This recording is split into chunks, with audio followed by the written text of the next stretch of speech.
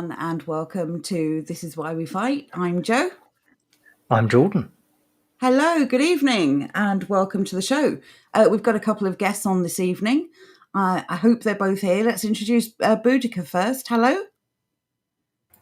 Hi. Hello. Hello, everyone. And sorry, we are hopefully. I was going to hopefully. bark for a second. No worries. No worries. Look, we're real people with real lives. Don't worry about it. Are And we hopefully, Are we not in the Matrix? Hopefully, we're joined by Jonathan. He will be back once he's finished eating. Oh, fair enough. Yeah, Jonathan made something delicious for dinner, and it's just that time. So, okay, Jonathan will be here when he's ready. Before we start, I have to take Will to task here. English Will, it is not Christmas. Remove the Christmas Pepe. Where's the Christmas Pepe? Yes, I love it. Thank you. Thank you, English Will. I was just telling you earlier on that I saw a Christmas advert. It's September. What the hell is happening when there's a Christmas advert in September? And the tagline for the advert, I don't even know who it was Team Early. Oh, God. They're so bloody early. They're almost late for last Christmas. It's ridiculous. It's Team Buy stuff before they decide to take it off the shelves, right? Let's say a few hellos before we continue. So, Roy Kinson, you were indeed first. You can ignore that dodgy Europa news. He's always here, stalker. Always first. So thank you for joining us, Roy. Sir Francis here. Good evening to you. English Will, of course. Andrew is here. Hello. Hope you're having a good day. English Bird is here. Same to you. Good evening. And it's frozen up again. Brilliant. I love this technology. Hasdak. Love it. Evening to you. Jordan's answer to everything is rub it. It works with the hamster, that's all I'm saying. It doesn't work with brain injuries, though, does it? My stepdad's not mean. Good evening to you. Don't start me off on the Christmas shows. I'm ready to go for them like next month. No, but no, you can do it. You can do it at the end of November. I'll allow that then. Oh, will you? Yes. We shall see. Tash, good evening to you. How are you, love? I hope you're well. Okay, everyone who turned up early gets a hello. So good evening to all of you. Hope you're well. And now we're going to crack on. Indeed. So, yes, so you'll know by tonight's title that we're talking about self-sabotage. And, there's so much to go into. There's so much we need to do. There's so much we've discussed. For the last year and a half, we've basically been in sort of prep mode. But we are aware, for you, as for us, that there are certain challenges it's really difficult to overcome. So we want to talk about some of those challenges this evening and see if we can help you to overcome them or help ourselves and work together as a community. Community solutions to community problems. So let's start by saying, is that a Jonathan? No, that was me unmuting. Oh, okay. Sorry. No worries. Sorry. I was going to say that was okay. Quick. My goodness. No. Right, so... He's faster than Andrew. I am here, but I'm just listening for the moment. No worries. No one's faster than Andrew. What are you talking about? It's like super speedy. Anyway, Boudica. So, are we sabotaging ourselves? We know what we need to do. We have all the knowledge. We know the kind of things we need to start making progress towards. Why are we sabotaging ourselves, and how can we stop it? So, two things that come to my mind immediately with that is the first thing that comes to mind is we live in a society where, failure is not really embraced. We live in this really competitive society, this TikTok, Facebook-like, YouTube video glossy world that, you just sort of see the best of everybody. People usually don't put their bad days, on the internet for the world to see. And so when we as individuals try something new and maybe it doesn't work as we thought, or maybe it works, but it just doesn't look as good, or it just doesn't meet our own expectations. I think a lot of us just get really defeated really quickly. And it's hard to put effort, time and money and resources into something to not have it work. But in reality, it makes sense that, the first time trying something new, it doesn't work exactly perfectly. So I think, that lack of embracing failure, or lack of that learning curve is one of the things that we fall prey to. And I mean, it's not a character flaw on anyone's part. I think it's just that's kind of the world we live in, and that's kind of the world we grew up in. And Yeah, I agree with that. Yeah, I would add to that as well. Most of our failures used to happen in childhood, didn't it? I mean, we're now living in society where we're learning these things as adults, and everything is at risk. Yeah. And then the other thing, I think, in addition to this lack of embracing failure, is that, especially sort of with, sort of our little circle, and, different groups that are out there that are sort of along the same lines, the returning to tradition, the embracing the traditional arts, and that sort of. I think there's this, perhaps a small part of it might be, if you see someone in one of your groups, or you hear of them and they're doing a particular activity, that you might not want to try it yourself, because you might feel like if you do and you share your success with others, or say, oh, hey, I'm doing this too, it's like you're stepping on toes.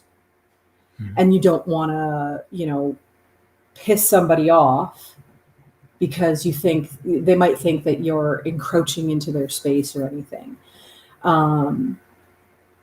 Which, I mean, I know for me, like I was on a few weeks ago talking about making the soap. Just because I make soap for my family doesn't mean you can't make soap for yours. And I think there might be a bit of that, like, if I'm making soap and, Andrew, he's looked into leatherworking and stuff. Maybe someone might be interested in leatherworking, but, might think, oh, well, I'll be stepping on his toes if I try it.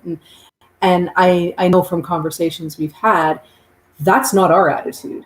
And I don't know how much of that sort of thought process is out there. But,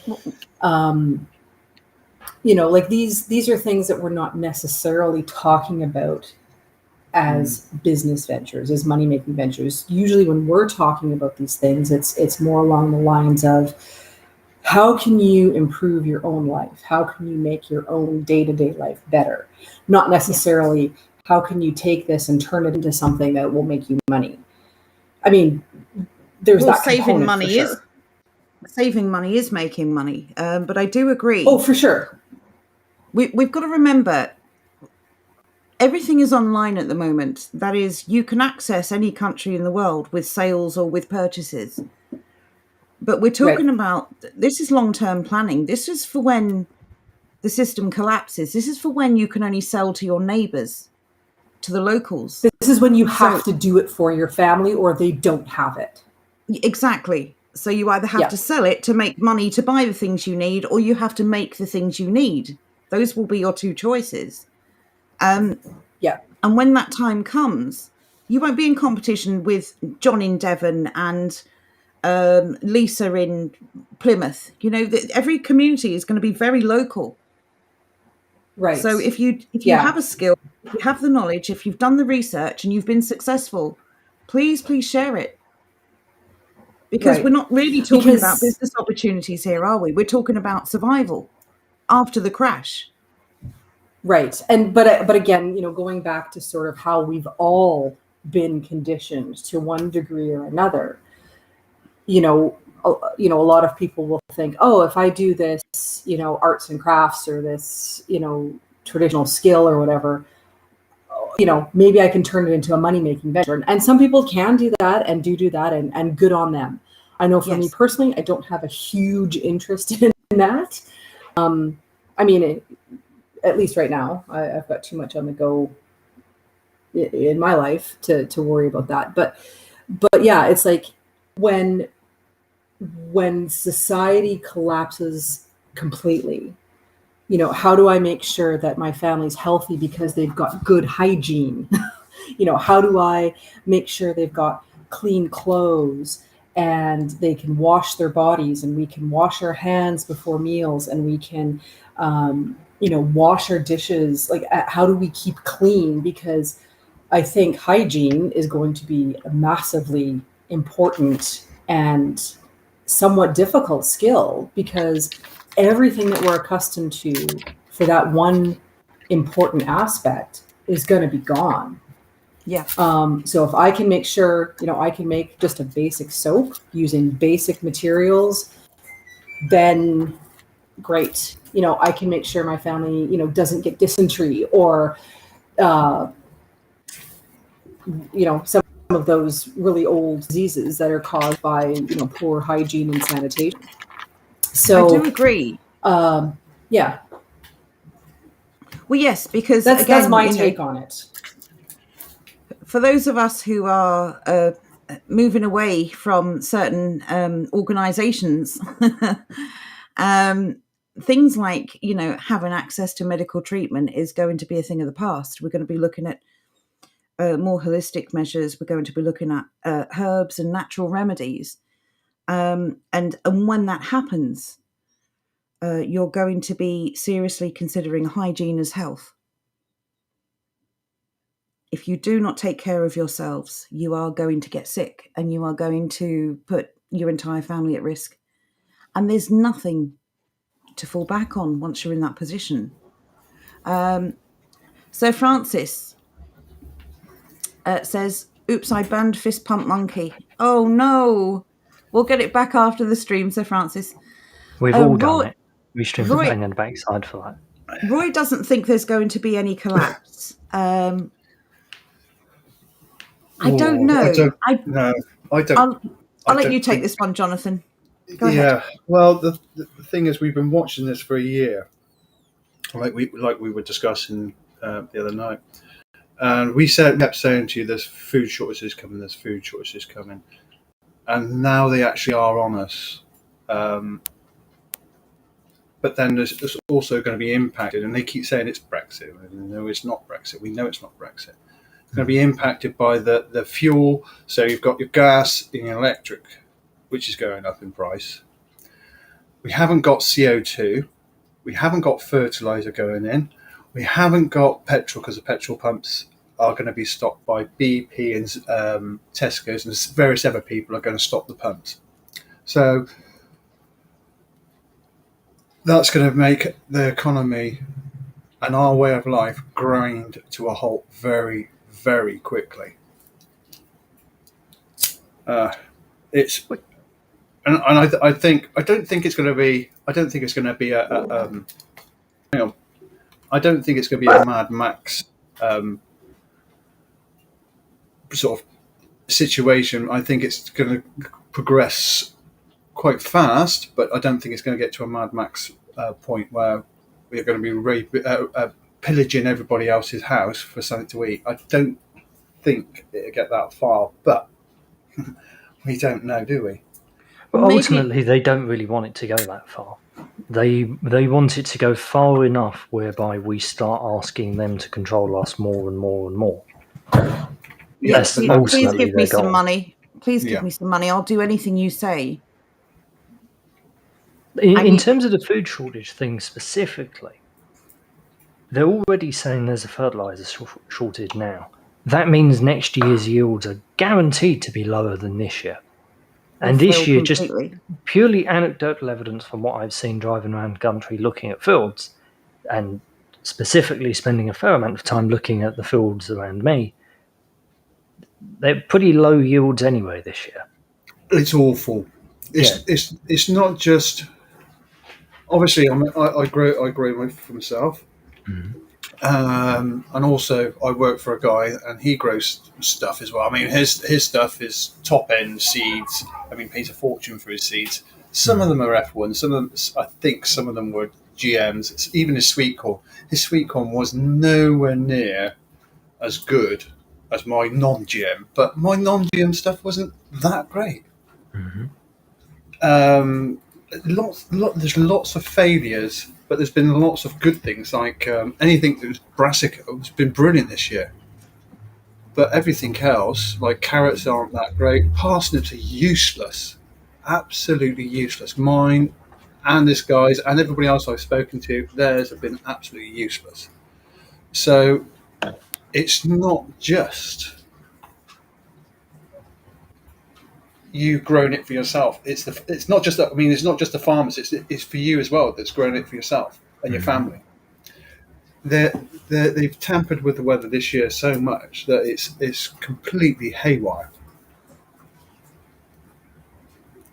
Yeah, I agree with that, because even though plants can't tell if it's going to be a sunny day, they do work to a cycle. And the cycle is seasonal, and the seasons have been almost merged this year. You've had, storms and lashing rain, and then you've had hot days, and you've had cold weather, and plants can't cope with that. They're not adaptable. I mean, our climate's pretty much either sunny or wet and windy. Yeah, well, to give you a for instance, I did seed onions, which have only literally just gone into the ground now, and I did sets. Now, sets are near enough 90% guaranteed that they won't go to seed. I would say over half of mine went to seed, red and white. It didn't make no difference which colour they were. They went to seed. Half of them went to seed, so they were useless to use, apart from obviously leaving the heads to produce seed. Mm-hmm. So it's useless. Leeks this year, we put those in, and those have gone to seed now. They've been in 2 months, and they've. I take it they're going to seed because they're stressed. Well, it's stress or heat, too much heat, and then not enough heat. And because it's been up and down, they've all gone. Well, half of those have gone to seed already, and they're only the size of your thumb across. They're not even proper leeks yet. Not like you call a proper leek. I've had the same issue with tomatoes this year. An English bird says that hers went rotten before ripening. I had a period when all of mine went rotten. I somehow managed to claw it back. I don't know how. But now all of my tomatoes have suddenly opened up flowers, which is obviously because we've had this late burst of sunshine. And I've even stopped feeding them because it's past that time now. Now it's time to harvest. Yeah. But they're still green. They're fat. Mine did that last year too. Yeah. Well, this is a weird thing. Now, you think of the environment inside a greenhouse of being humid and prone to blight. None of my ones in the greenhouse got blight. They're fine, and they're still producing at the moment. The ones I had in the garden, they all caught blight all at the same time and all went. So I made green chutney, but it's almost like the ones that you expose to the elements, to the rain, and to the soil, and we all know what's getting put into our soil and our water. It's almost like those ones were somehow poisoned. Yeah, because they all went after a bit of a rainstorm that we had. They all went all at the same time. Literally overnight, they all just went black and horrible from the sort of bases up. Very, very odd. I've never had that. I've never seen that before. On the leaves, and then work its way in onto the fruit, but not the whole plant go in one hit. No, they've definitely been tampering with something this year. I've got a couple of comments I'd like to read out. There's one I'd like to get to right now, just before we get too far away from the subject. Is it Neil Christie? Oh, I was going to read Neil Christie's first, then go to that one. Fair enough. Do it that way then. Just to keep them in order. Anyone can take these. So first of all, Neil says, civilization has collapsed. If we can survive 5 years, then we will spawn a future. What do we think about that? Yeah. Yeah. Yep. But it shows in history we've had cataclysmic happenings in the past, and I think this is no different than any other. I know that it's being forced by other agendas. Yeah, I get that, but there's other things going on as well, like the grand solar minimum and the polar shift at the same time. Plus, you've got the agenda going on. Well, it's quite likely, you know, when you've got all the money, all the power, and all the resources, you can certainly time these things, can't you? To just happen at the worst possible time. Not for you, of course, but for everyone else. Yeah. But we pretty much all agree with you, Neil. With respect to civilization being healthy and functional, yes, I do believe it's already collapsed. This comment, I know Jordan wanted to take this one, from Miss Dangered. Will the seeds be any use, though? The progeny of failure. Jordan, do you want to go first? What on earth do I know about seeds, Joe? Set me up with a dummy, why not?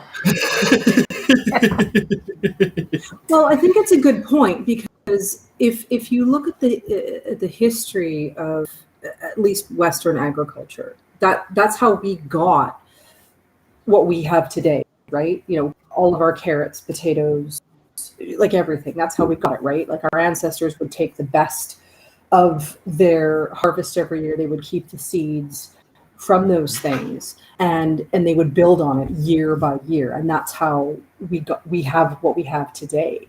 And Yeah, so I think there might be a point to that. Yeah. So if you know, the weather, the water, the soil being tampered with, and it's playing haywire with these different plants, and it's sending them in, like leeks are biennials. It's supposed to take 2 years to go to seed. They grow one summer, they go to seed, and then you keep them. They go to seed the second summer. So in the spring. Yeah, they start to produce in the spring, and then they develop over the summer. And then so at the end of the second summer, you harvest those leek seeds or those carrot seeds or whatever. So if they've gone to seed in 2 months, you know, there might be a point to that maybe those seeds aren't worth it. Really, the only way to tell, I guess, would be to plant some and see what you get. But it's very random because I was going to say it's very random with these because they're all different varieties. There's 3 different varieties, and they've all done the same. Well, I think the obvious way to circumvent this is to grow your seeds inside wherever you can, or undercover. I mean, it's a bit defeatist to just say, well, because of this interference, we shouldn't try. I'm always up for trying. And I don't want it to come across as defeatist, so I think we should still try. I think there are ways that we can mitigate the risks, and I think where we can, we should. But to just sort of abandon the idea of keeping seeds, I think is it's cutting off your own nose to spite your face, isn't it? Miss Dangerfield, what I would suggest is pick the best out of those seeds. Oh, sorry, Miss Danger. Sorry, pick the best out of those seeds. That the fruits that you've got, any of the fruits that you've got, pick the best ones out of there, and they might be more tolerant to the blight or whatever it is the following year because they've had a dose. I would also suggest buying, if you're going to invest in seeds, now is the time while you still can, and buy as many variants of fruit and vegetables that you can. You can get massive packs for just a few pounds, really, and there's quite a few seeds in each pack. Right, let me just... I would hold back one of your heritage seeds of each pack and preserve it. And I'm not joking. Preserve it. And just buy seeds that you're going to use. Like, there'll be someone else growing something. Buy zucchini. Exactly. You're taking up garden space, growing something you won't eat.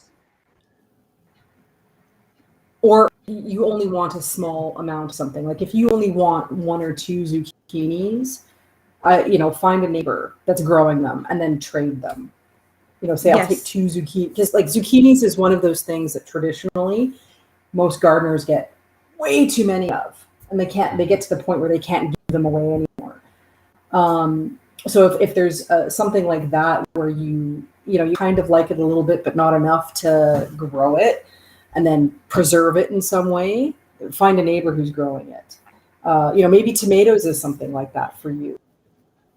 Want a few tomatoes, at the end of salad because you don't really like them a whole lot, but sometimes they're nice. But that's with seeds, and that's how you save yourself money. That's how you produce. Oh, that was me. Okay, so just to finish Boudica's point Anyway. there, I just wanted to quickly interject. Post-harvest, there's always food trade, but pre-harvest, there is seed trade. So as Boudica said, buy only what you need. You can trade for the rest. Yeah. But also, the way it's going, I sent Jordan's put it in. I've put in the king seeds direct. Yes, Now thank you. you can buy like a whole sack of broad beans or whatever else you need. So you've got enough for this year and following years. So you're not governed by what happens outside. You've got control over your food for at least the next year or two. Yeah, And it's all about planning now, isn't it? Yeah. You need to start thinking ahead. Definitely. Because you can store these. You can store any of these seeds that you buy, always store them in the fridge. It's just if you haven't got the space, just buy a fridge or something like that can keep them cool at a nice cool temperature until you actually need them. There you go. Good advice. Thank you very much for that, Jonathan. So Francis says, the Black Death didn't finish us off, neither will this. I do agree. Yeah. I do agree. We're made of sterner stuff. I think the problem right now is a lot of panic is setting in because a lot of change is about to come. And we have pretty much had things the same way, or at least they've slowly changed for at least our lifetimes. There's going to be rather drastic change. We've had drastic change in the last year and a half. And it's quite a scary idea to come to terms with.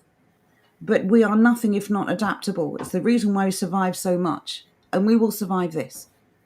We do. And I think that's actually a really good... Oh, sorry.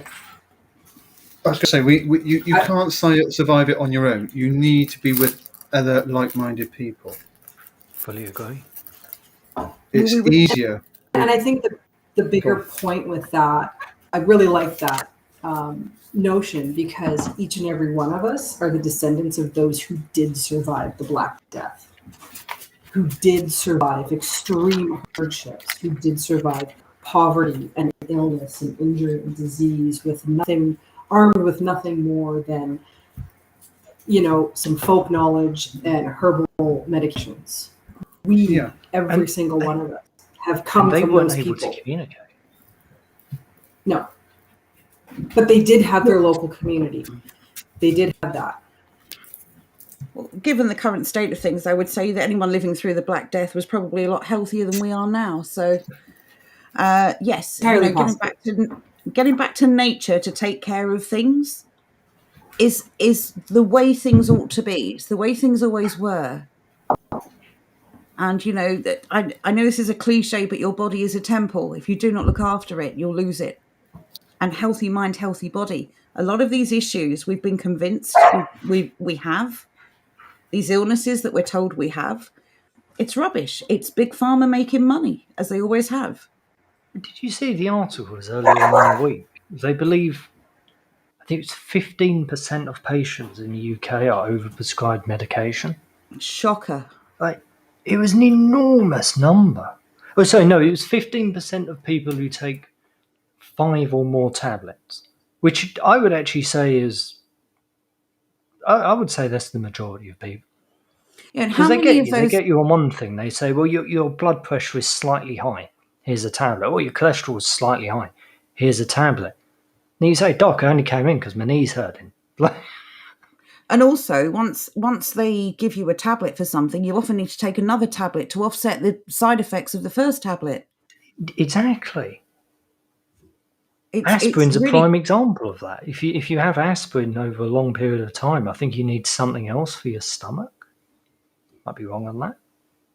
No, it can cause ulcers and that. Codeine is another one. Yeah, it strips the lining of your stomach away. Exactly, but it's routinely given out by the NHS as a painkiller. Thing is, if it comes in a tablet form, and there are unpronounceable words, I'm going to go out on a limb and say it's probably not good for you. And if you can find a natural equivalent to it, why not give it a try? What have you got to lose? Well, there is a natural alternative. There's the original alternative, which is willow for aspirin. You strip the bark. You have you take the bark off. It's between the hard bark, the hard center, and the outer layer. That thin piece in there. That's the original aspirin. And if you have painkiller, if you want a proper good painkiller, is oh crikey, what was it called? A wild opium lettuce. That's amazing stuff.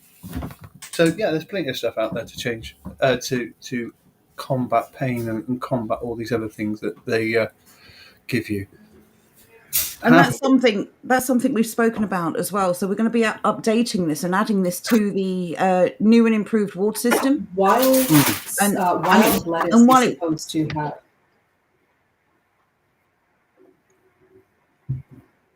Go on, Boudica.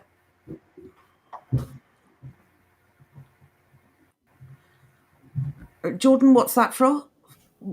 Oh, sorry. I was just going to say, apparently, wild lettuce, the sort of the milky white. What's that? Can you guys hear me okay? Yeah, we can hear you. I think there may be a bit of delay. Carry on. Hello? Oh, okay. Sorry, it kind of skipped for me. Okay, so anyway, so apparently the sort of in wild lettuce, like the sort of the milky white substance that comes out when you break the leaf, apparently that has, like, taking that milky substance is like morphine. Yeah, in terms of potency for painkillers. Yeah, I've read that. I don't know if it's true or not. I've never used it. I've never tried it. I've tried it this summer. But yeah, so like if it does work.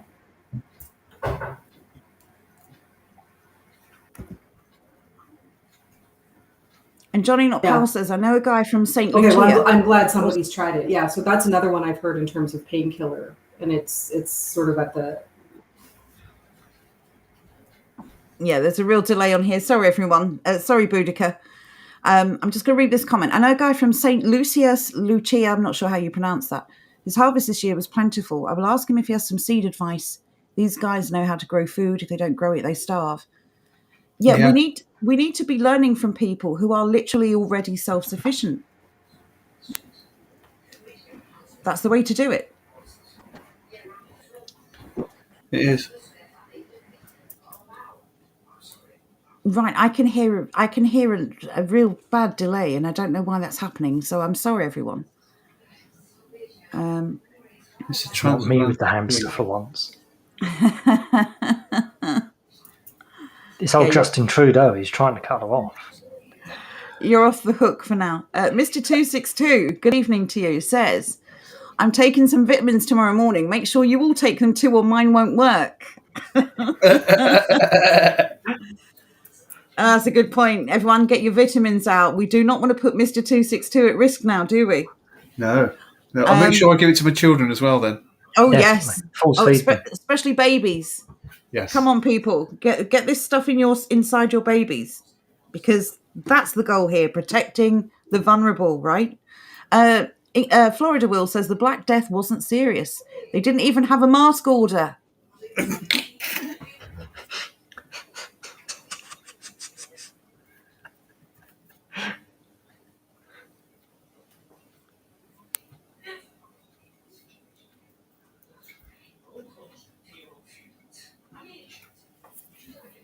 Right, does everybody know that the Spanish flu is still around? I didn't know that. Yeah, it's still around, and it's now about as effective as a cold. Oh, I had no idea it was still going around. I assumed it was just Oh on, no, and then that was it. it's embedded in most of European DNA now, as well. it's only as effective as a cold. Yeah, it's I feel like I've heard that about another disease. I can't think of the name of it off the top of my head. English cold. bird. English bird, Jonathan says, mead fixes everything. I know you're on board with that Oh. message. Oh yes, oh yes, yes. It does. It fixes your mind for most of the time. It's so simple to make as well. Very, very cheap. Yeah, especially if you've got somebody that has their own hives. Oh, yes. Oh, yes, you need some top quality honey for that. TT Foley says, not heard your voices for over a year. How are you all doing? We're all very Seen well, your name thank for a you. long while. Yeah, we're doing well, thank you. We Yeah. hope you are. Right, I'm just running, chat among yourselves. I'm just running through. Oh, hang on, I found something. Mr. 262 says, Valerium tea is my go-to natural painkiller. Ah, Valerium. Yeah, it's an interesting plant. Do you know what? Do you know it yourselves, both of you? It's like I'm not familiar with it. I've heard of it, and that's about it. If you go down a lot of Victorian streets, you'll see this quite fleshy-looking leaves. Outcomes generally they're a soft pink or a white. They do vary from that, but it's generally a soft pink and a white, sort of with a quite a big head flower. So it's lots of tiny flowers on a large head. And you often see it in Victorian gardens. It is quite good for painkiller. Yeah, but you won't use it too many times. That's the stuff. Ooh, how pretty is that? The bees love it. You could definitely grow that in your garden. Oh, yeah, it grows like a weed. It literally is a weed. It's a useful weed. Yeah, well, a weed. What was the Latin for weed? A plant in the wrong place. Would that grow successfully in pots for those of us who don't have gardens? Yeah. Oh yeah. Yeah. Oh yeah. Yeah. But if you've got a patio, you want to catch it before it drops seed, because it will pop up in the cracks of your patio, or your gravel, and anywhere else. Right. Oh, hello. Let's see if Boudica's here. Hello? Oh, that's not no Tash. That's the TV in the background. Right, we'll see if Boudica can join us. Roy says, maybe we sabotage our own success by losing focus on the topic at hand. Well, there are many topics. That's the problem, isn't it? And getting distracted from the real stuff that's going on by the stuff that they want you to focus on, I think, is the issue here. Everyone has been so focused on lockdowns and roadmaps and God knows what else over the last year and a half. And all these other things have been brought in under using this thing as an excuse. These are the things that are ultimately going to make or break communities. Access to food, access to housing, access to fuel, just to name a few. So, yeah, focusing on the things that are basic needs is, I think, more important than anything else. Everything else is just the whole picture, as opposed to just one thing. Yes.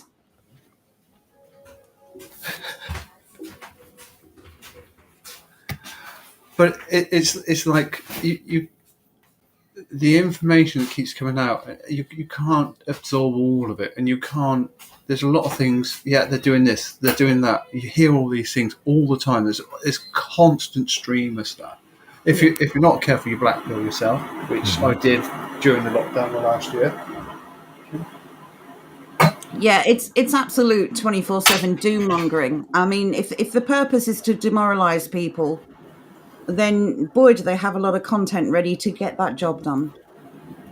We can't fight every fight, but we can each focus on those things that we can manage. Yeah, and at the end of the day, we all should be not. It's basically if you're watching the stuff and sharing this stuff, you're feeding the beast. You don't need to feed the beast.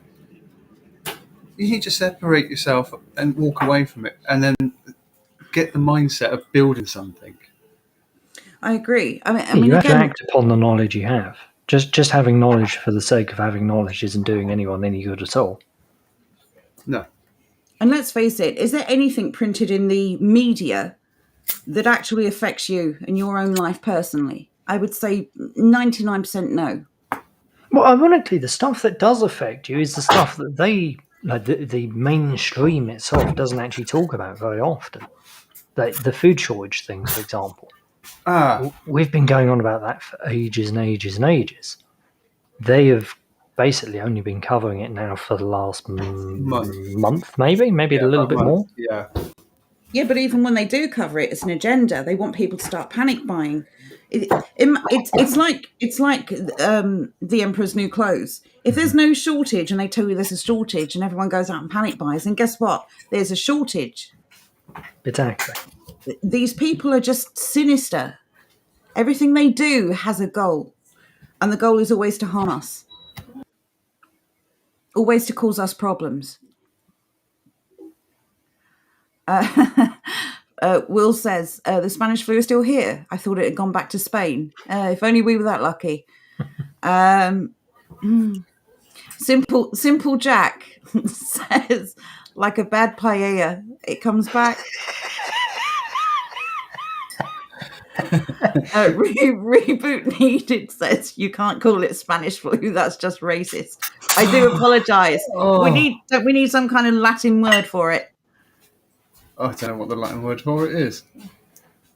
European Spanolo flu. cough.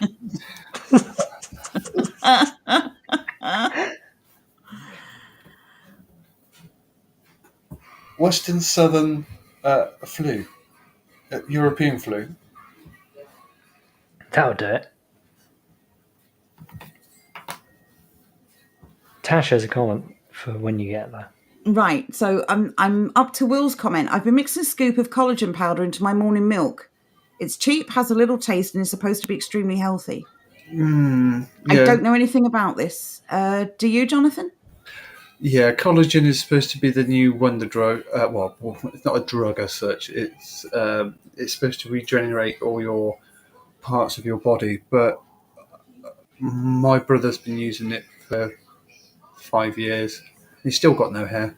Do you mean just like Heineken? It reaches the parts other beers can't reach. Yeah.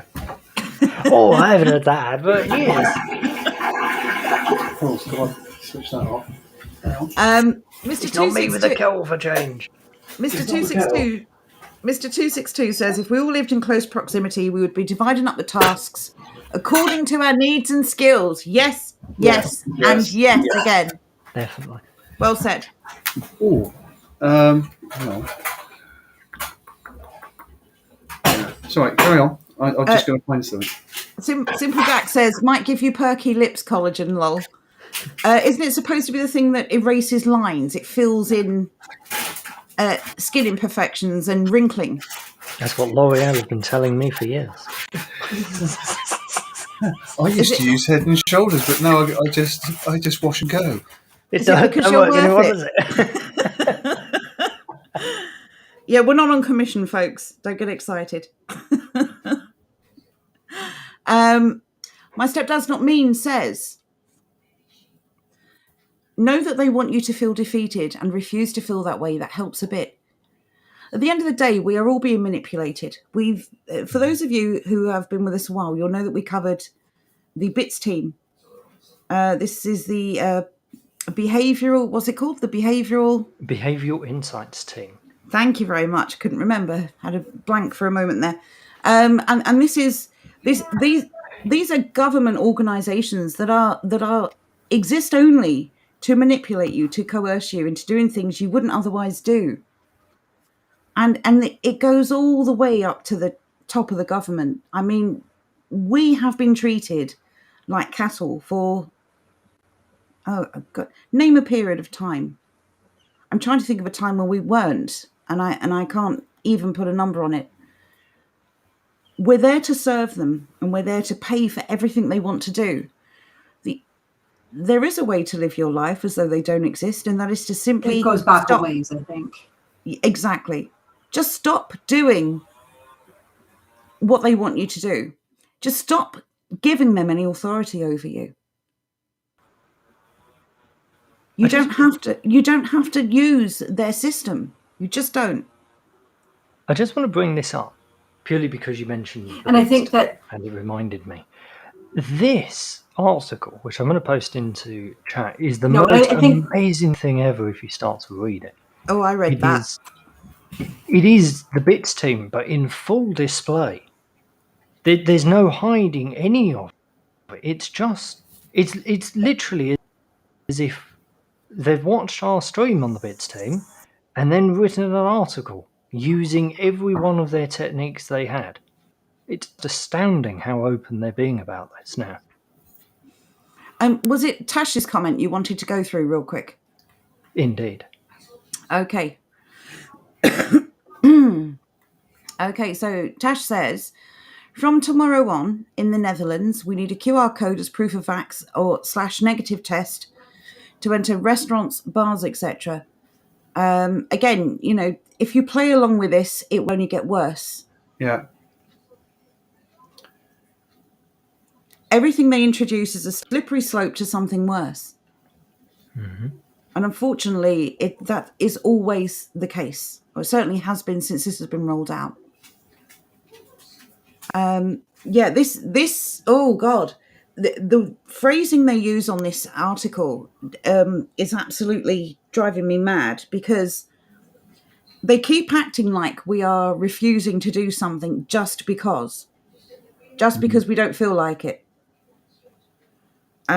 Or they don't take into account the fact that we don't trust the thing that we've been asked to take, that we don't trust the people asking us to take it, that we have looked at all of the evidence and there is sufficient evidence to think it's not safe, and so on and so on and so on. But they keep acting like we are hesitant, that we can somehow be convinced, that we just don't know what's best for us. It's really sort of insulting the way they behave over this. This is the most interesting bit to me. Well, actually, no, that's not true. Pretty much every paragraph in this is the most interesting bit to me, just because it's so blatant. They deliberately miss the point, though. They say the lesson is clear. There is a clear direct relationship between the level of deprivation and vaccine uptake among young men, at least. They're trying to say it's about, but effectively what they're saying is poor men are stupid, thereby they're not going to take the jab. In reality, what this is poor men understand that the system is what's keeping them down, and the system is now saying you've got to do this in order to get by, and they're saying no, we're not having it. This smacks of the Brexit rhetoric as well. It is. Oh yeah, it does. Stupid, uneducated, poor gammon. Yeah. That don't know any better. You're voting for rubbish. You don't even deserve a vote. You're so stupid. Yeah, racist, far right. Yeah, right. Sorry, the worry bus. Well, I tell you something, Ash, Sonny, we're very worried seeing that bus going down the street. Dang it.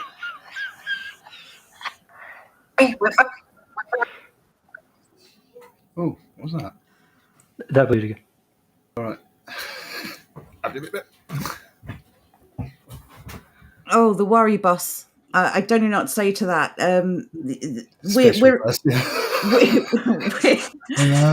We're very worried about the lengths these people are going to convince people to take something they don't need. Sorry. Motley's in the house. Everyone, get your Motley stickers out. Simple Jack says, take charge, take responsibility for yourself. Reboot Needed says, we are many, they are few. This is really the key. We cannot, should not possibly lose. But if we carry on waiting for other people to do the things that we know we need to do ourselves, Sorry. if we carry on waiting for people to do the things we know that we need to be doing, we are going to lose. We're going to lose Sorry. this battle. I was just reading Sir Francis's. Oh, I'm not there yet. I'll get there.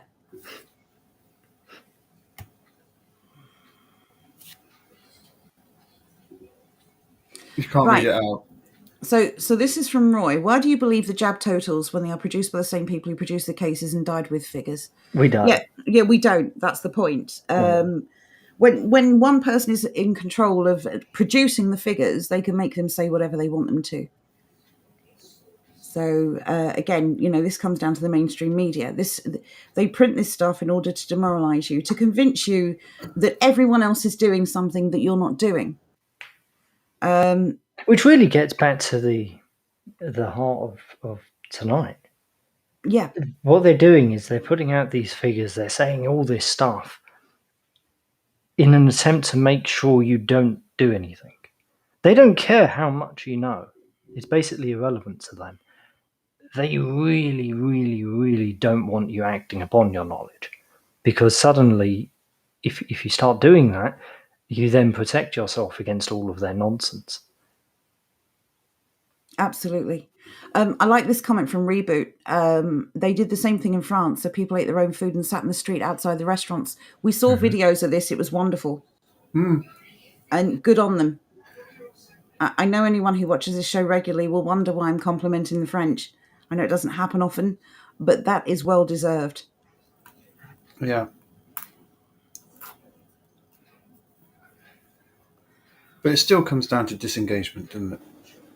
Absolutely. It's disengagement, getting to know people in your immediate vicinity, and then doing things together. Like just getting round and meeting people and then going to a coffee shop and having a good chinwag about all the things that's going wrong.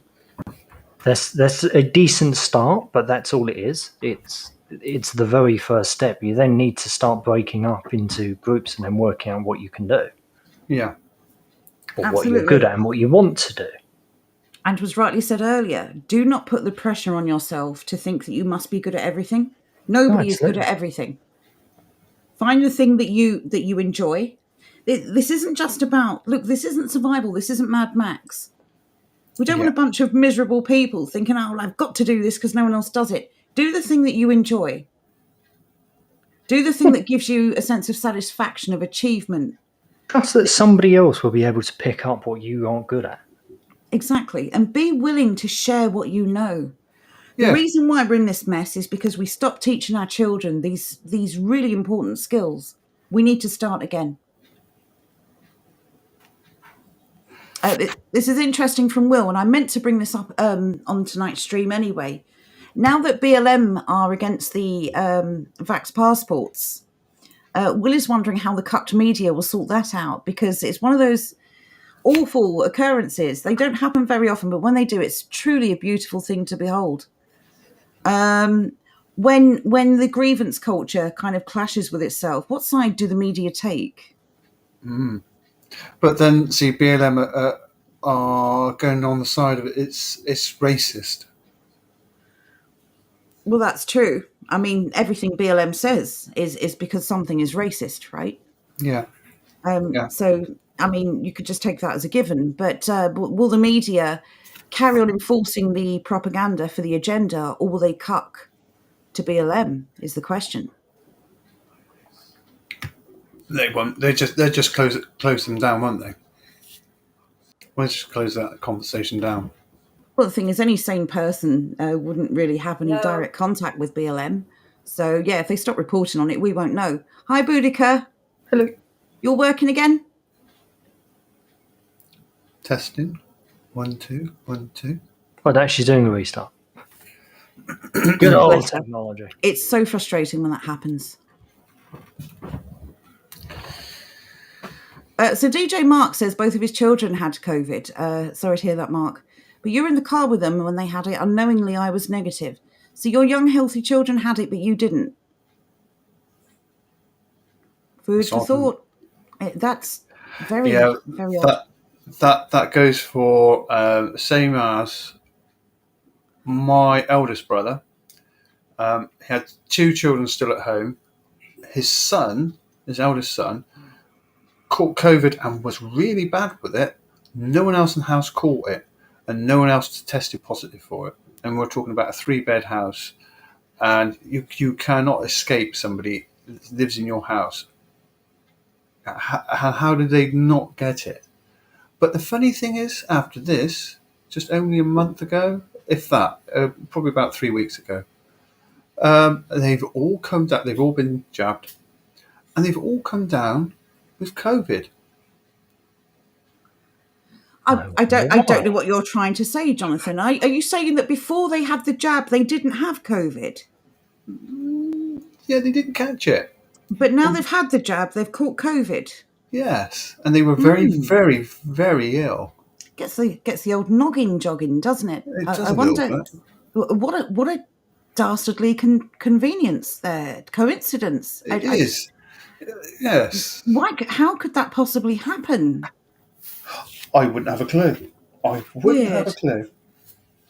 Kimrick says, can we hear from Boudica? We would love to hear from Boudica. She's having some issues. She's doing a reboot now, so fingers crossed she will join us. You could almost say reboot needed. Where's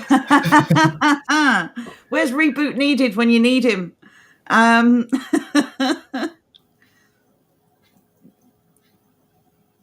I'm just going through it. Keep chatting, guys. I'm just going through the chats now to look at comments. Oh, right. There's no pressure. No, we're just. There's not even a lead in. There's nothing. Just hang keep on. chatting. I'll just start whistling. Right, I'm here. Oh, she's right. back. Hang on. So Will says, keep in mind, a lot of people who've had the treatment agree with us. The majority only took it because they were threatened or afraid, frightened into doing so.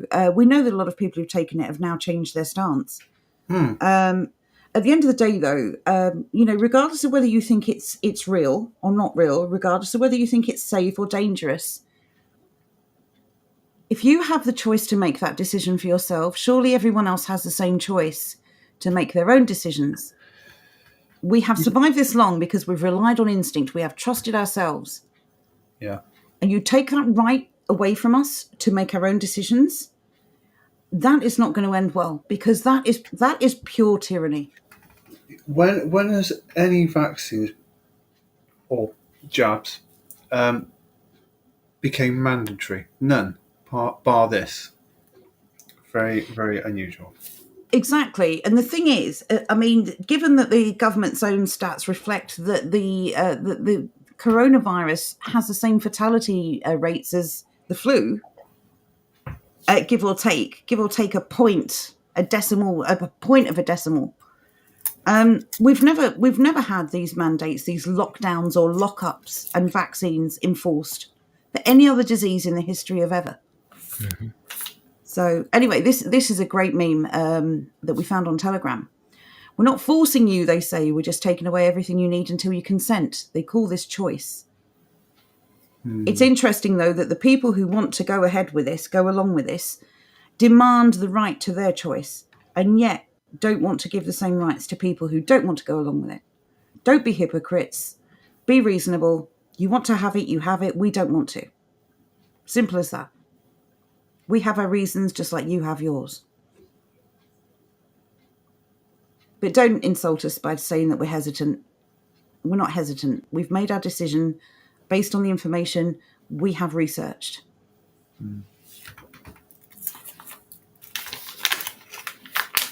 So, we should revisit the bits team once again. We should. And go through a couple of more articles. That one that we highlighted earlier on is a great example, but there's been loads of them over the past couple of weeks that they've really hit upon a lot of the bits team strategies. That was the only article I've ever seen where they've hit upon virtually all of them. If you were to actually go through that article properly and pick it apart point by point, they are hitting virtually everything from the bits team. Yeah. When I first read that, I was like, oh my God, so many nudges in one single article. It was truly amazing. It's practically one nudge per sentence. Yeah. It's so bad. Right, before we get back on topic, I want to just bring up this comment from Tom. Thank you for this, Tom. This is interesting. Just how bad, just think how bad it would be if they didn't get pricked. So this is an interesting hypothetical. If nobody had taken the vaccine, what do we think would have happened? It would have taken its natural course. No, I meant what would they have done?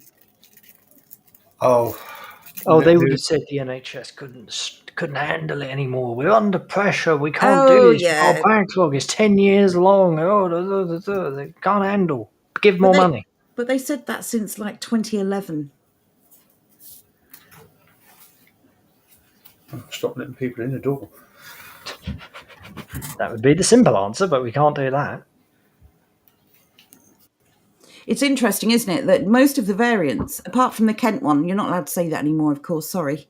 Apart from the Kent variant, all of the other variants have come from overseas, have they not? It's actually really interesting. There hasn't been a new variant in quite a while. If indeed you believe that these variants exist. But yes, maybe they're saving the next one up for Christmas. Oh, I hope so. A nice Christmas variant, that'd be lovely. We can sprinkle some of that on our non-existent turkeys and geese. What do we think? I've got my cockle ordered already. Good. Well, what do we think? Do we think that there's going to be a new Christmas variant? What does the chat think? I reckon there's going to be a Christmas variant. Yeah, it comes from America because they've allowed the traffic to come back and forth now. America's opened up, so there'll be some variant that comes from America now. Ooh, Do you know we should have some sort of sweepstake on this? Yes. Everyone puts in like 100 lemons where they think it's going to come from, and the winner gets all the lemons.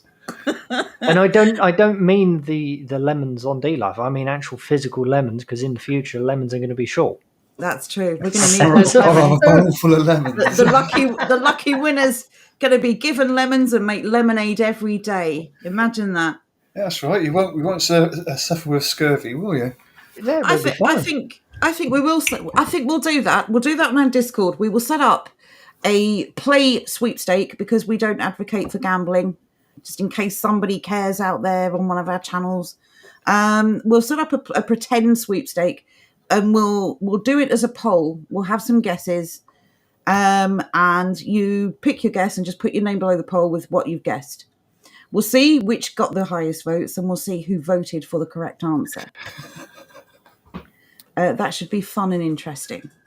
Kimrick says it's the downstairs bathroom variant. English Bird says Santa flu. Ooh, yeah, it might come from the North Pole. I'm still laughing at it, honestly. It's so good. Mr. 262 says, I don't know if I want to share whatever. He says, I expect a variant in my Christmas stocking and hopefully a tangerine too. Ooh, a bit of cold. Johnny Not Powell says, chicken shop variant. Simple Jack says, I'm not getting into your Santa pod. That I don't know what that means, honestly. And I don't want you to tell me either. DJ Mark says the Walmart variant. Will says, Will, you're always on the ball with this. I'm 80% confident there's going to be a Washington, D.C. variant in time for the midterm elections next year. Elections, you say? What elections? It'd be rigged. That's a really good call, actually. Because then they're going to enable the Democrats to sit and say, oh, look at these nasty Republicans. They didn't lock everyone down. They're all dying. Chappy. That's what they're going to end up saying. And it'd be a postal vote. Nobody would be allowed to go to anywhere to vote. It'd be all postal vote, and that'd be rigged. Do you know what? I'm going to up Will on that. He says 80%. Yeah. I think he's a bit of a naysayer. I'm going 100%. I think he's absolutely dead on. Mark my words, I will not be wrong. And then when I'm right, I'm going to do the razor fist spinning around, middle fingers to the world. Reboot Needed says there will be a spike of flu cases in winter. We'll all be locked up again. Oh yeah, well, we're looking for one now, aren't we? Because the children, they're looking for the children.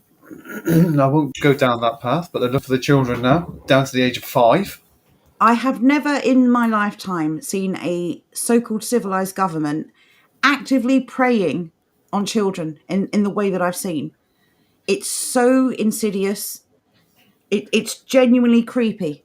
There was in the LGBT group, Yeah, and Yeah, I that's mean, great. which is and those people prey on children. Yeah, well, whatever. Allegedly. The stream's getting taken down anyway, so whatever. Blunt Braces Sir says the final variant is a fully blown technocratic communism. Can't disagree with that. I'll tell you what we haven't, changing the subject slightly, I'll tell you what we haven't seen really is this, what do they call it? What was it called? The internet virus. We haven't really seen much of that. That's Yes. a good one as well. We haven't Cyber heard any COVID. more of that recently, although there was a cyber attack 3 or 4 days ago, I think it was, in North Carolina, I think. That's the Russians. Allegedly, the Russians. Hello. The Russians Always do the everything. Russians. It's always the Russians or Chinese. It's the Hello, Russians. Boudica. Yay, it worked. I'm back. I'm sorry. Yay! Everyone's been asking for you. Right, and we'll quickly mention this comment, and then we will get back to the topic at hand. Mr. 262 says he is staying up on Christmas Eve to put the variant together for morning. For morning. Place your bets. All right, Johnny Not Pal. Make a note of these, everyone, and we'll get these up on the sweepstake. So you can choose the when, the why, the who, and the what. Okay, right. Let's get caught up with this, and then let's get back on topic. What was the topic, Joe? The topic is how we are sabotaging ourselves. How can we avoid sabotaging ourselves? What can we do to make life easier for ourselves and for each other, and overcome these challenges? Because there is a lot to focus on. Granted, The thing I'd like an answer from chat on this one.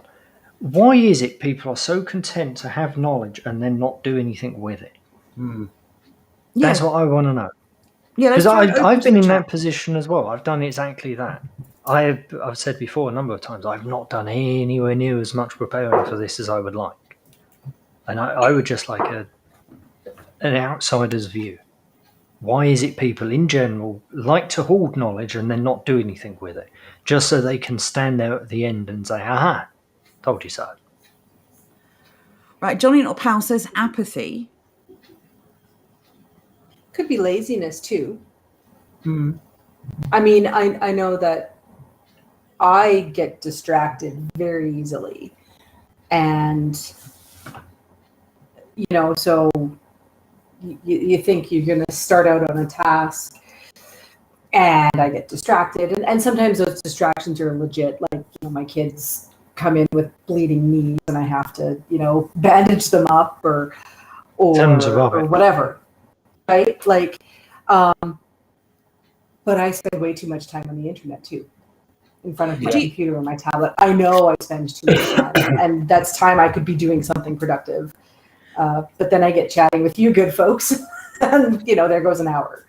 So the problem we've got is everyone's trying to do this on their own, and what we need is community. I think maybe the first step is getting back to basics and building that community. It'd be like having a workout buddy or a quit something buddy. You'd keep each other motivated, and it's much, much easier to do something in a group than it is to go it alone. A bit like an AA meeting. Well, why not? That's as good an example as any other. People tend to feel more inspired and motivated if they've got someone there with them. Simple Jack says discipline. We're lacking discipline. I'd agree with that. Yes. Yeah, so I would would as I. well. Yeah, good comment. Roy says because secretly they enjoy looking upon the mostly awesome with envy. If only that were true. Axiom Curb, good to see you back. Been a while. Says balance, the time you have using the knowledge based on the power the knowledge possesses. It's like being the one-man army in fear of being shut down and having the knowledge or skills go to waste. That's a really good comment. What do we think about that one, chat? Well, I think maybe it might come down to, I guess, who are you doing these things for? If you're doing them for yourself or for your family, I doubt very much that time or knowledge would go to waste. Like, for example, if you're trying to buy from your local farmer, or you're trying to grow your own stuff just for the benefit of either yourself or your family, then really the wide world, it doesn't matter what they think. And you're using that knowledge, you're expanding upon your own knowledge. You might never pass that knowledge on, or maybe you just pass it on to your kids. I don't know. But that's the whole reason why I not just me, but we set up a group here. Yes, we have split into two different camps now. But I don't have no issues with them. If that's what they want to do, that's what they want to do. But I willingly share any of my knowledge with any of the group, and they do the same to me. At the moment, and that is the thing to do. You need other people to share your knowledge with, and so they can share with you their knowledge. Mm-hmm. Well, this is how we've survived for eons. So, we've passed down knowledge. We've learned from our parents and our grandparents, and we've taught future generations. We've taught our children and our grandchildren. We've done this consecutively for many, many, many centuries until we stopped. And we all know why it stopped. Which really is a remarkably recent time frame. Yes. Really, it is very, very recently when we've stopped doing that. Thankfully, it's so recent that a lot of that knowledge was put down in books. Mm. It now just means we're going to have to go back to the books and find them, or find it online. Which is certainly something we're very lucky with as well. Like the comment, it is overwhelming as well. It's like, where do you start? Mm-hmm. Growing your own food, making your own soap, and making clothes, and it's so much, isn't it? Yeah, it's so overwhelming. Like, where do you start? And I think that's a really good point. And I think, unfortunately, that answer is different for everybody else, because where you start from is based on what knowledge do you currently possess, what resources do you have, what knowledge can you get, what resources can you get, where are your interests? Because there are some things that just truly do not interest me, and I don't want to learn them because they don't interest me. And I know I don't have to learn everything. And that's the other thing, is you don't have to know everything. So it is overwhelming. And I think that, where you start with is maybe just pick one thing that interests you. If you think, oh, hey, this might be kind of cool to do, give it a try. And then once you've done that a time or two, it's like, what else can I do? Yeah. And I think looking at, everybody has a home of some sort. Everybody has a family. Everybody's different. I get it in terms of resources and knowledge and all that. But around your dwelling, what are things that you buy that you could make? So, food, baking, just pick something small and start from there. Yeah. See, with our group, I can't call it mine. With our group, because we've got members, what we've done is we have a list. Making a list of who is good at this, or what, so on and so forth, and then we delegate them to go off and do this, or to do that, or to do. So you have a specific role within the group. So you're not dealing with making soap, clothes, everything else. You're just dealing with this item here. This is what you're dealing with, and so you've only got to look at this and deal with this, and that's an easier way to do it. If you've got more people around you, well, you go off and look at clothes. You're good at teaching. You can teach the children, and you're this, and so on and so forth with the whole of the group. If you're better at this, you're better at that. And we pick the skills up if we need a carpenter, we need something else. We pick the skills up as we go along.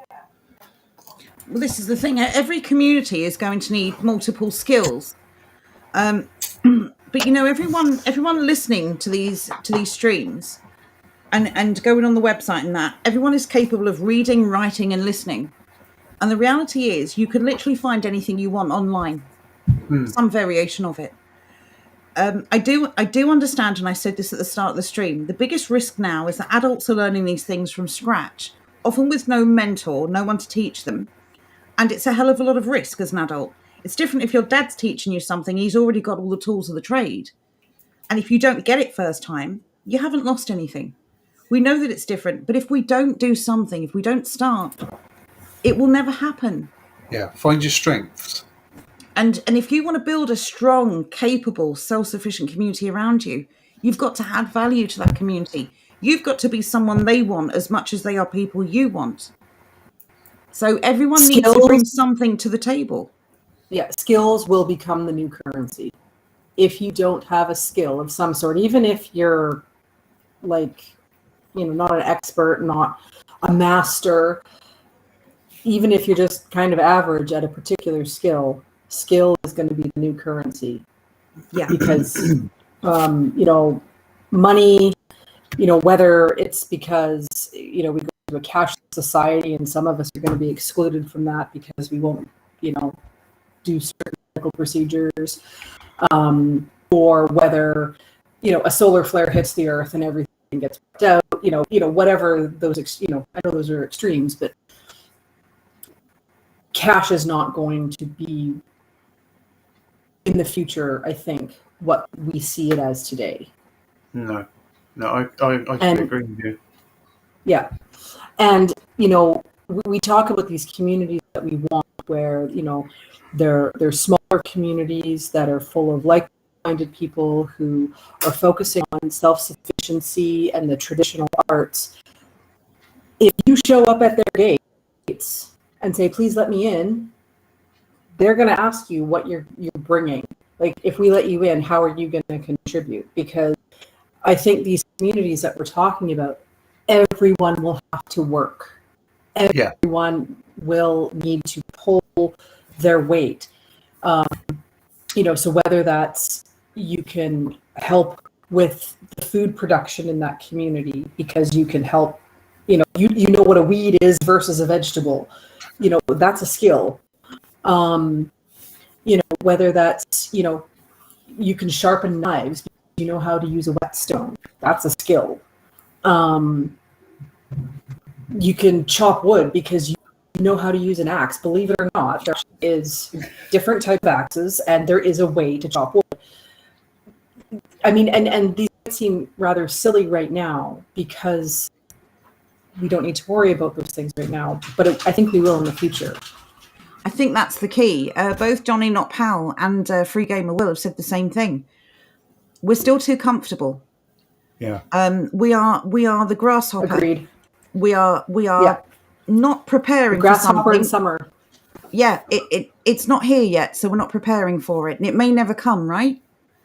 And somebody said earlier too that none of us have experienced true hardship. No. We haven't experienced true famine, and I think we even talked about this ages ago.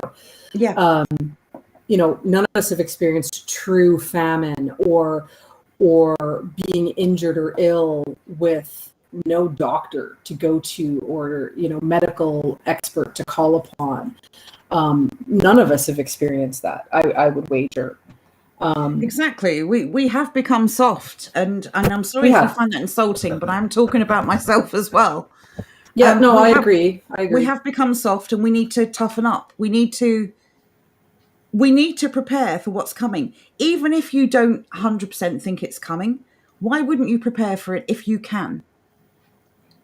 Yeah, because at worst, all you've done is just spent a little bit of time insulating yourself for something that hasn't happened. I mean, there will be hardship. It's not really that big of a deal. Exactly. There's still going to be restrictions and rations and curfews and hardships, whether the entire thing crashes or not. Why would you not protect yourself from that if you were in a position where you could? Well, just basic things. Like how many of us buy in extra stuff just before Christmas? And by just before, I mean like in the weeks leading up to it. So from the beginning of December. We do that because we know come the final week before Christmas, the shops are a bloody nightmare. We don't want to go in there if we can at all help it. Exactly. We're not talking about buying 26 loaves of bread on Christmas Eve, because nobody needs that much bread. And by the way, you selfish people, you don't leave any bread for anyone else. But that's not the point. The point is, we do this. We do this on a small scale all the time. We do it for Easter. We do it for Christmas. We do it when we're going on holiday. We do it when we know all we're the having a time. dinner party. Yeah. Or when we know we've got visitors and we don't want to waste the time that we have with them doing the chores. We do these things. We already do these things. It's just a case of We just need to do it on change a the larger perspective. scale. Yeah. Yeah. So we know we're capable. So this is not a success or failure scenario anymore. We've done this successfully time and time again. So we know we can. Yeah. But seriously, like going back to the topic at hand, and I mean, some of these things are kind of big things, but do you know how to sew a button?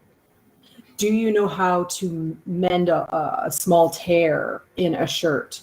If you don't have these basic skills, like if you don't, like seriously, like, it's very inexpensive to go, buy a small sewing kit or, a thing of thread and some needles. You can find an old t-shirt, or, some sort of scrap fabric, practice sewing some buttons on. Yeah. Start with that. Like, I mean, you don't even have to, think about, okay, I'm going to, my first thing is I'm going to start, canning with a pressure canner. Like, you don't have to go buy expensive equipment. You don't have to go buy expensive resources. I mean, with, I hate to keep always going back to the soap, but that was one of my personal big successes. I always, there are hundreds of soap recipes out there. There are many ways of making soap, and they can get very expensive. And I purposely looked for a method and a recipe that had things I could buy at the grocery store, that I could wait till they were on sale and buy them. And there are ways of making those things less expensive. I mean, like I said, learn how to sharpen a knife. I don't know how to do that. I mean, I kind of have the basic concept. I know in theory how it's done, but I don't know how to sharpen a knife with a whetstone.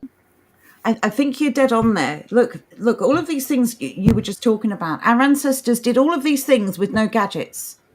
No, they didn't. You're right. There was no internet. This was stuff they had to learn or create or do. In the beginning, every time one of these things came to be, there was no mentor, no knowledge, no previous knowledge. They knew what they needed to achieve, so they worked and worked and worked until they achieved it. They went into things with a different mindset as well, I think. Well, true. They didn't realise they were cattle. No. They went into things with the mindset of, even if I don't know what I'm doing, this skill is close enough to something else I know. How can I move that other skill into this thing that I don't know anything about? Or, if they had no knowledge of anything at all, let's say they're the village idiot, they went to somebody who did have knowledge in something somewhat similar to what they're trying to do. Yeah. Like earlier on, Simple Jack said that he was a dance teacher. And he made a joke about how it's going to be useful going forward. It will be. To an extent, one minute. To an extent, he is right. Being a dance teacher in the immediate future, maybe not the biggest deal for us. But because he knows how bodies move, how can that be translated into something like a physio? I was just going to say that, yes. Physiotherapist. Exactly. He may not be great. He's not going to be the world's best physiotherapist. He's not going to go get a job with the GB Olympics or anything like that.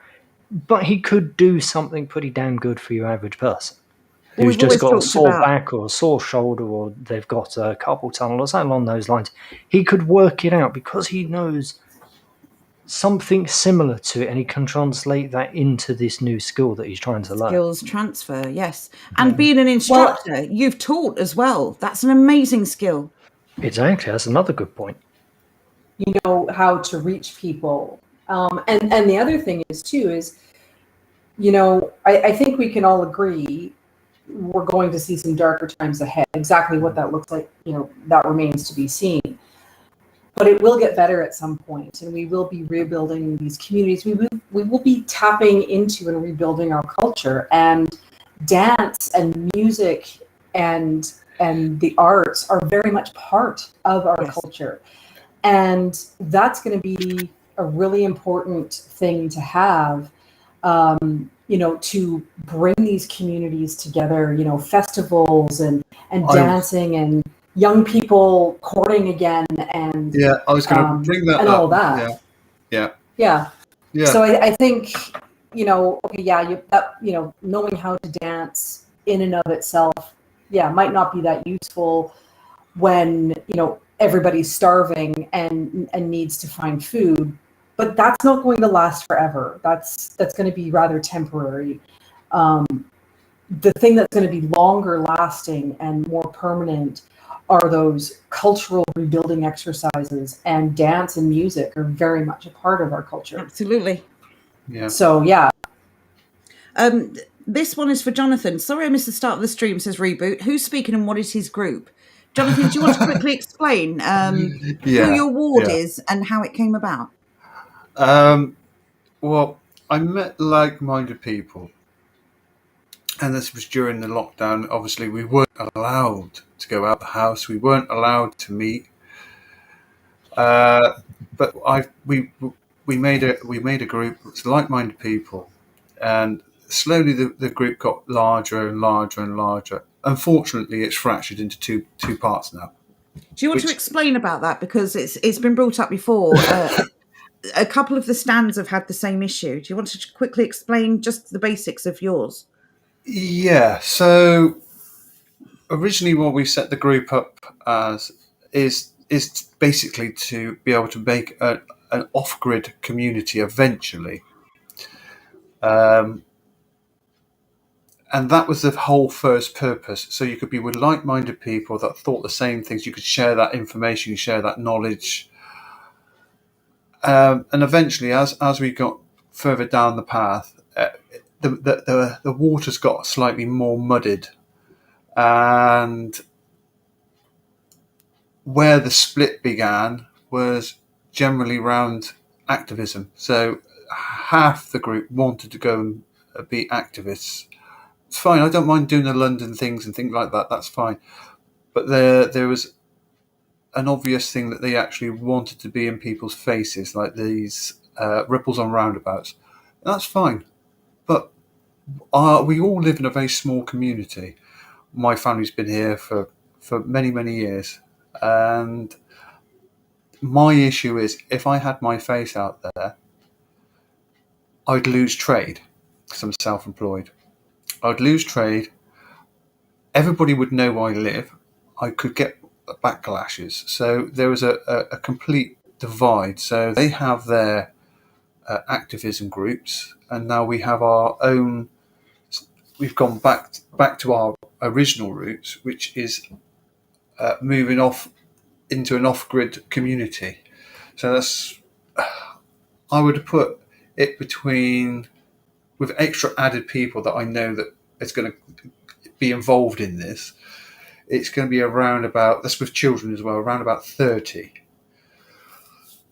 But that's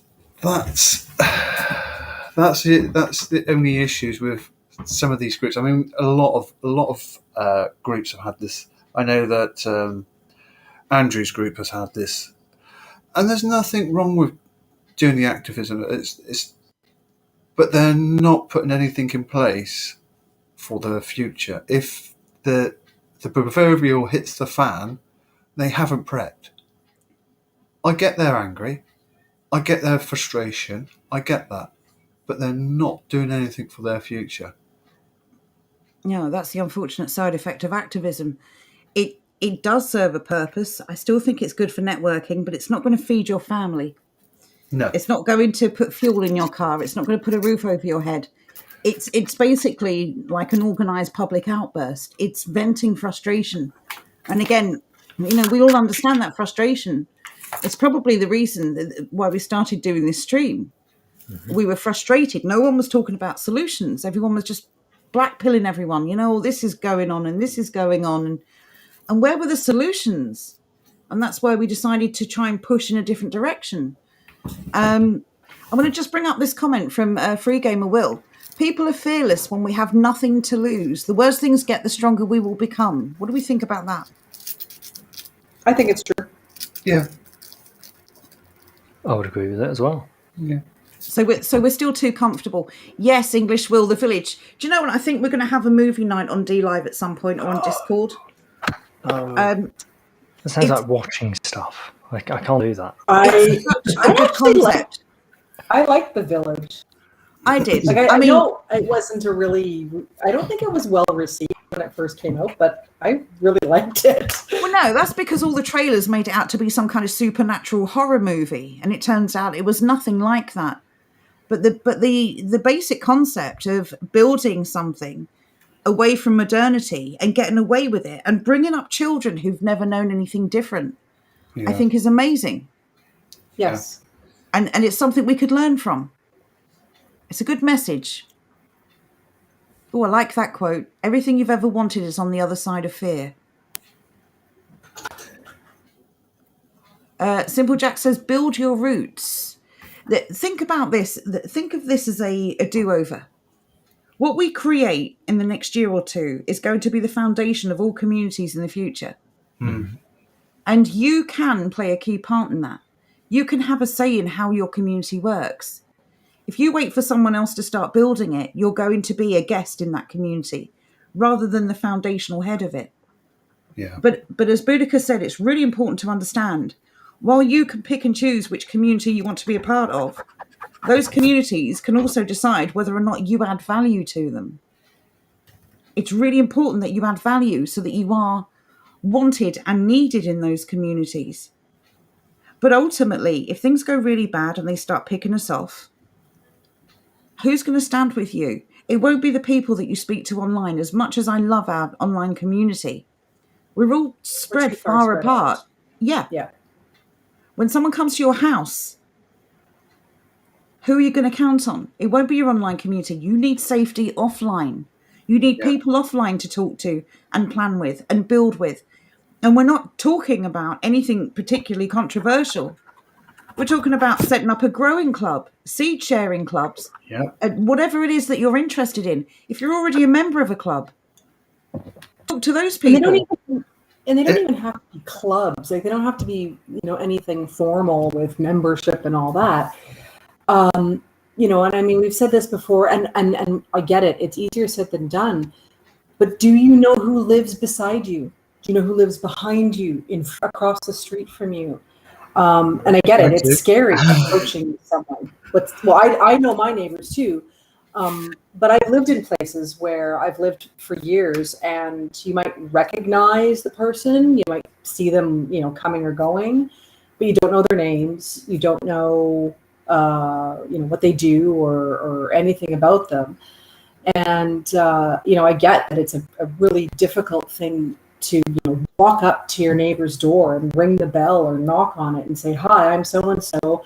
I live next door. I thought I'd introduce myself, especially if you've lived there for years. Now, all of a sudden, you're introducing yourself. Yeah, that's a bit of a weird thing. Yeah.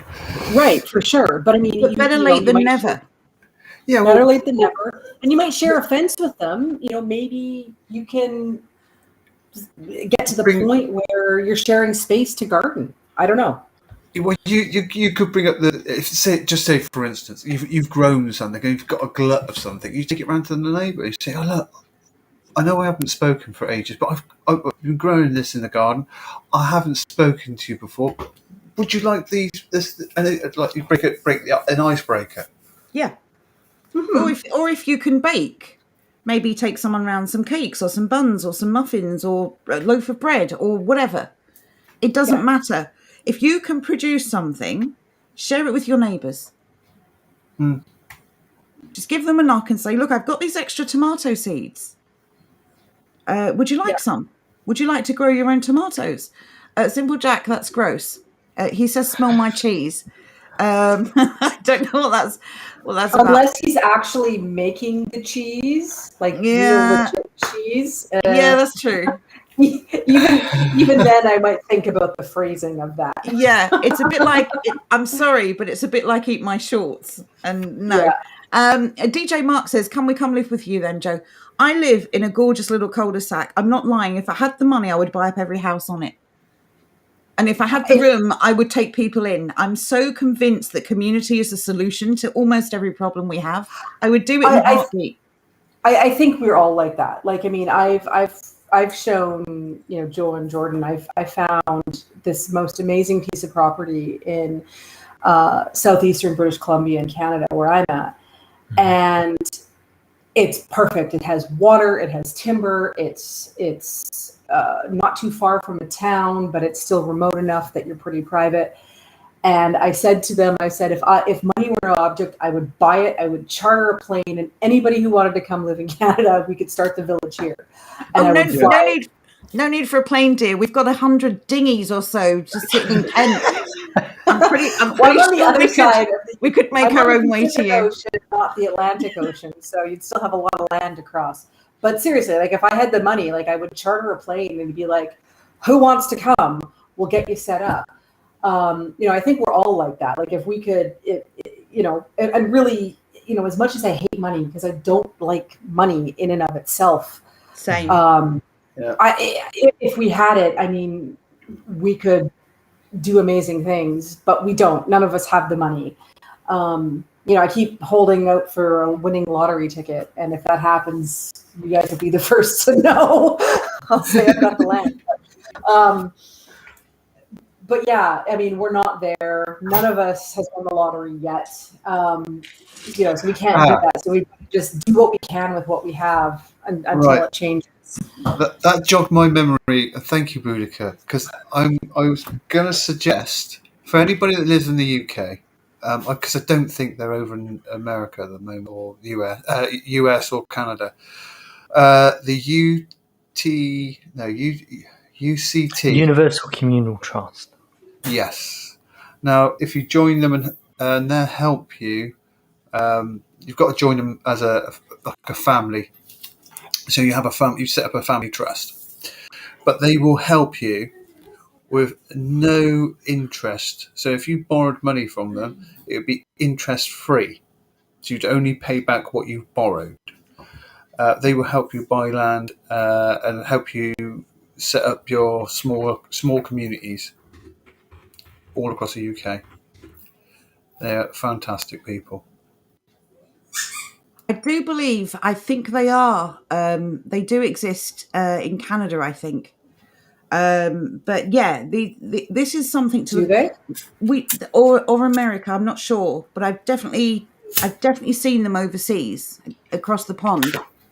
Well, but yeah, we should be looking into what everything. the immigration policy is to the US, believe it or not.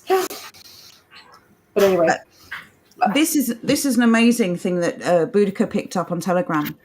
It says, why is it that everyone I meet that expects a pending societal collapse is focused on weapons? Do you have seeds? Do you have tools? Do you know how to filter water? Where are your crafters? Who can blacksmith, work leather, sew, do carpentry? Who knows medicine, herb lore, and can identify edible plants? We won't survive a collapse by killing each other. We will only survive with benevolent, skilled communities working together. Get with it. It all comes down to community. It does. Thank you, One Easy Money. Yeah. I wanna say something real quick just before it scrolls further away. So Reboot said something earlier about how he'd like to come to Canada, but he's a straight white male. Yes. That's why I would charter a plane, and you could just come, and we would just like set you up, and you know, we would just like skip the whole immigration thing. Or you could follow in the footsteps of its current prime minister and just blackface and go through borders. Yeah, or you could identify as gay, tranny, something. I don't know. I can't think. A black, gay, disabled lesbian. That's normally that's the kicker. That's I thought all you needed to do nowadays was identify as an Afghan. Oh. Well, there you go. Lots of choices there for you. Yeah. Yeah, so that's what I would like to do. Like I said, if money was no object, I would just, get people together. Again, since money's no object, and this is my fantasy thinking, it's like, I could buy the equipment that we'd need, like a sawmill and the tools, and everybody could just come work. We could start producing, and sort of screw the system. That's my thinking. But again, money is an object. So. Yeah, we want to live in a society where we're valued for more than just the money in our pockets, and that's why we're so focused on skills. Yeah, and it would take a while. Obviously, building these communities sort of from scratch, like we sometimes talk about, it takes time. You have to build shelter. You have to build. You have to sort of develop these industries within the community. Even though we sort of know how to do it, it still takes time. Yes. And so I think there still would be a dependence somewhat on the system that we have currently until we get to the point where, we've got enough people and we've got everything set up so that we can, make our own furniture and mill our own flours and grains, and we can build whatever we need. I want to run the textile mill in my village. I want to grow flax and spin it into linen and make linen cloth. That's my that would be my job. But it takes time and money is needed. So it's I hate to use the phrase necessary evil, but that's kind of where it's at. But the skills for sure. You can start smaller as well. I mean, there are lots of places like Free Cycle, and you've got like Facebook Marketplace. There are lots of free items essentially that you could pick up if they're local to you with minimal expense, and you could just repurpose them. And as Boudica said, don't go out and buy yards and yards and yards of cloth. Start making repairs on your own clothes. Start refining your stitch work. It doesn't matter what you do. You can start as small as you want, as long as you're doing something.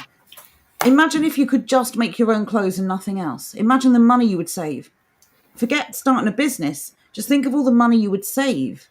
Yeah. And you could make all your children's clothes, and then maybe your neighbours would start asking you to repair their clothes. And maybe from that, a business could start, and it would be a really good business. And you would have local built-in custom. And you wouldn't have to rent a shop. You could work from home, because we know that's the big thing now.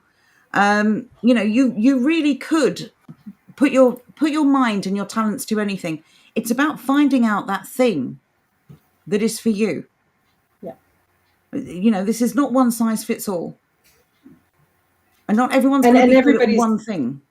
Yeah, and everybody's going to approach it differently, for sure. Of course. And I think, really when it comes down to it, when we are able to get these different communities up and running wherever we're at, however that looks like, someone coming in new to that community, the few skills that they may possess, that will just be they'll be able to contribute that to the overall community, but then they can learn and people can learn from them. And no one, I don't think, would expect everybody to know everything. No. And that's the thing. It's like, can you do one or two things really well? Can you start working on that now? Can you sharpen knives really well, really quickly? Are you green thumbed? Can you cook? There are lots of things. If the more skills you learn, the more valuable you will be to a community. The more value, the more safety you'll have within that community.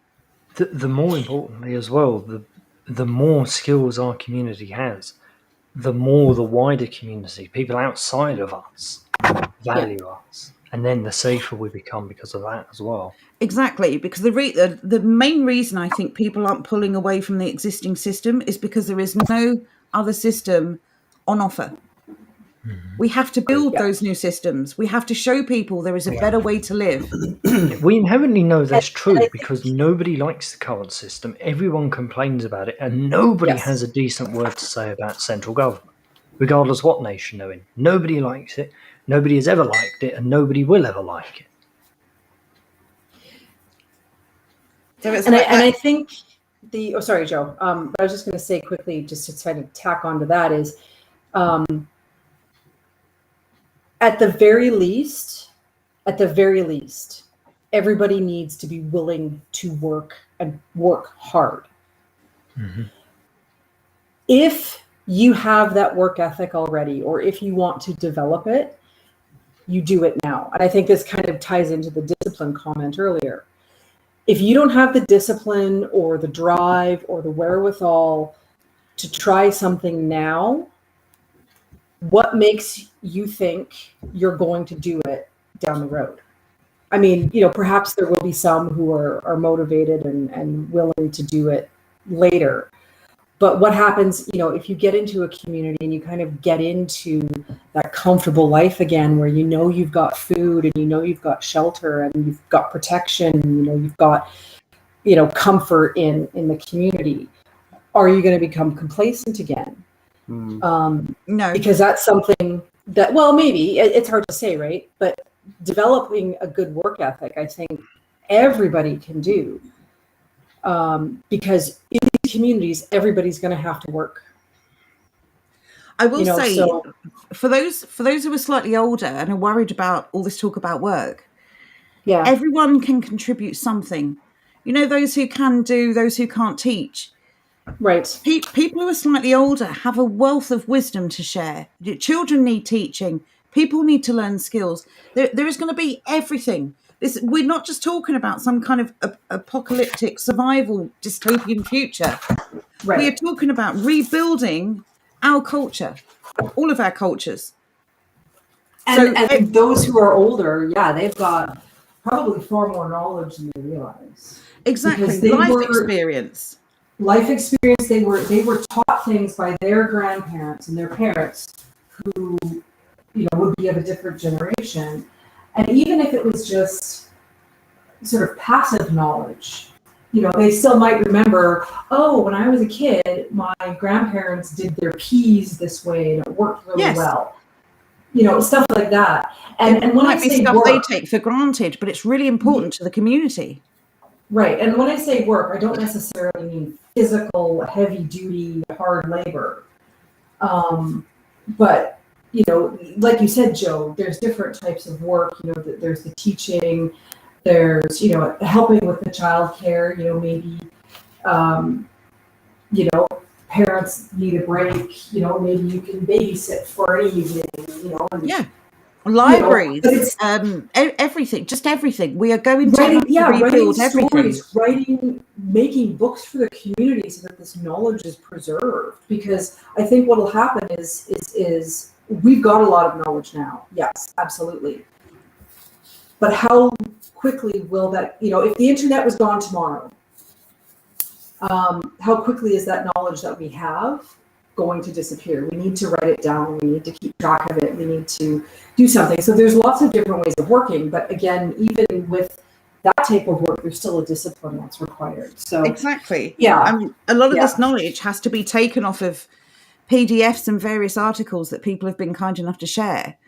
And we need hard copies of this. And we need libraries in our communities, or at least a place where we can keep collections of books and things like that. It's funny you say that. We only mentioned that at our meeting on Tuesday. We're actually going to start funding our own library. So we're actually going to have our own library. Yeah. Of all sorts of things. Yeah. Yeah. So just to, get back to, I don't want anybody to think that, if you can't, put in a 6-hour day out in the field doing hard manual labor that you're excluded. No, I didn't mean that at all. It's that everybody needs to contribute in some manner. Yes. There is no free rides. It's basically all I was trying to say. Well, exactly. There won't be a welfare system. If people are striving, and contributing to the community, and they suffer some kind of setback, a personal loss or an injury, everyone else will rally round and help them.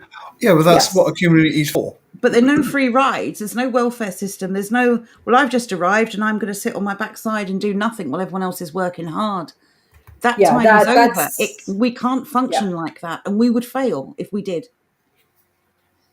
yeah. But So- what when you say that, like, these people will move into your community, it's a bit like and I keep using this story as a for instance. If anybody does remember the story, I don't have to explain it. It's the hen with the grain, as we were always told as a kid, and she tries to get everybody in on the farm to help her, and nobody wants to help her. And at the end, she's got the grain milled and made into bread, but nobody wanted to help her. But at the other end, everybody wanted a piece of her bread or loaf. That's I a good don't know story. that story, but it's a very good example of what we're talking about here. Yeah, you can't just rock up and benefit from the end result. You have to be a part of creating it. Roy says, just based on that comment that you put up before, Jordan, everyone here was a worker. The people who are afraid of working are the people who will be paying mercenaries gold to take all that stuff those benevolent weapon-free communes have produced. Well, we're not saying that we won't protect them. I don't really want to get into talking about how we'll protect them on a stream, but we would protect them. It's not our primary focus. If we can't feed each other and feed ourselves, then the rest of it is just all moot. I mean, it's pointless. There's ways. There's ways. I've already looked into ways that we can. We don't need weapons. Exactly. You just need Well, to it's all important. hide the stuff It's not the focus. into the ground so they can't see it. Well, and again, looking to our history, how did our ancient ancestors protect themselves? I mean, okay, yes, weapons were one way for sure, but they had other methods. And those methods were, relatively speaking, simple. And, we still have examples of those methods today that we can go and look upon. You guys more so in the UK than me, but there are examples. Yeah. What's that? I said I only have to go up the road to see mine. My examples. Exactly. So there are ways that we can protect ourselves, and it can be done as well. Like, I mean, who's going to think much of a lovely stone wall, from the outside, right? Probably not a whole lot of people, but that lovely stone wall will and can be shut up rather quickly. And it's so there's different ways, and again, we just need to look to our ancestors, because we aren't reinventing the wheel here, folks. This has all been done before, with varying degrees of success. We just need to look at So on this subject specifically, I would really like the chat just to remember that saying things on a live stream is really, really stupid. Like, incredibly stupid. If we all have common sense, we can all work things out. Oh yeah. If we're not saying something, assume it's because it would be really, really stupid to say it, as opposed to we're not taking it seriously. Plus you have to remember. There are ways and means of doing everything. Yeah. Like it is a very important aspect of what we need to do. Yeah. Plus you must History's remember fascinating. we believe in private property.